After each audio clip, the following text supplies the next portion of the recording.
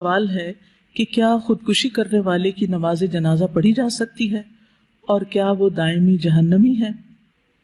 جابر بن سمرہ رضی اللہ عنہ بیان کرتے ہیں کہ رسول اللہ صلی اللہ علیہ وسلم کے پاس ایک شخص لایا گیا جس نے اپنے آپ کو تیر کے ساتھ قتل کر لیا تھا، تو رسول اللہ صلی اللہ علیہ وسلم نے اس کی نماز جنازہ ادا نہیں فرمائی۔ یہ صحیح مسلم کی حدیث ہے۔ امام نووی رحمہ اللہ کہتے ہیں کہ مشاقص کا لفظ جو اس حدیث میں آیا ہے اس کا معنی چوڑا تیر ہوتا ہے، یعنی اس نے چوڑے تیر سے اپنے آپ کو مارا۔ تو اس حدیث میں یہ دلیل ہے کہ خودکشی جیسی نافرمانی کرنے والے شخص کی نماز جنازہ نہیں ادا کی جائے گی۔ اس سلسلے میں کچھ عرصہ پہلے اس حدیث کی وضاحت کرتے ہوئے میں نے یہ کہا تھا کہ معاملہ ایسا ہی ہے۔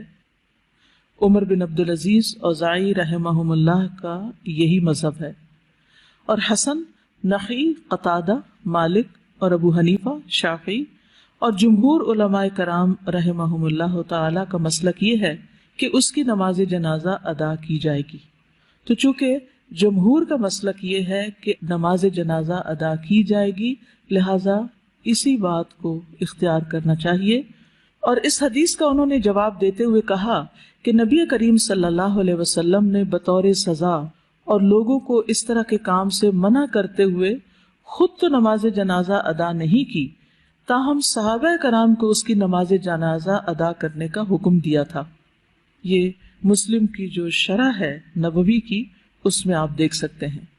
اس کا معنی یہ نہیں کہ اگر خودکشی ثابت ہو جائے تو اس کے لیے مغفرت اور رحمت کی دعا نہ کی جائے، بلکہ اس کے لیے حتمی بات یہی ہے کہ مغفرت اور رحمت کی دعا کی جائے، کیونکہ وہ اس کی محتاج اور ضرورت مند ہے۔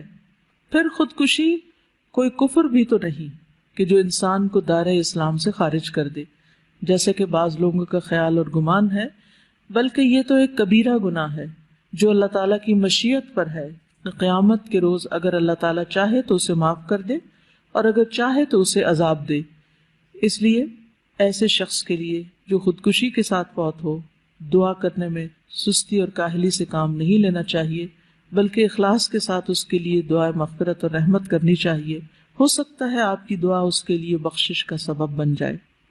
لہذا حتمی بات یہی ہوگی کہ خودکشی کرنے والے کی نماز جنازہ بھی ہوگی اور اس کے لیے دعائے بخشش بھی ہوگی۔ اور یہ بھی غیر ممکن ہے کہ ایک شخص نے خودکشی کی اٹیمپٹ کی، کوشش کی، اور خودکشی کی اس کوشش اور وفات کے درمیان اس کو کچھ وقفہ، عرصہ، مہلت مل گئی، اور اس دوران اس نے توبہ کر لی اور اپنے اس عمل پر وہ نادم بھی ہوا۔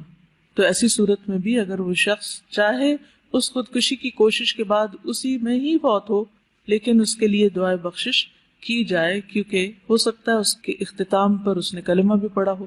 جیسا کہ پچھلے دنوں ایک واقعہ مجھے بتایا گیا کہ ایک شخص نے اسی طرح خودکشی کی کوشش کی اور پھر وہ بہت نادم اور شرمندہ ہوا، اور جتنی دیر بھی وہ زندہ رہا وہ اللہ کا ذکر کرتا رہا اور توبہ کرتا رہا۔ تو اللہ سبحانہ و تعالیٰ سب کی بخشش فرمائے۔ وآخر دعوانا ان الحمد للہ رب العالمین۔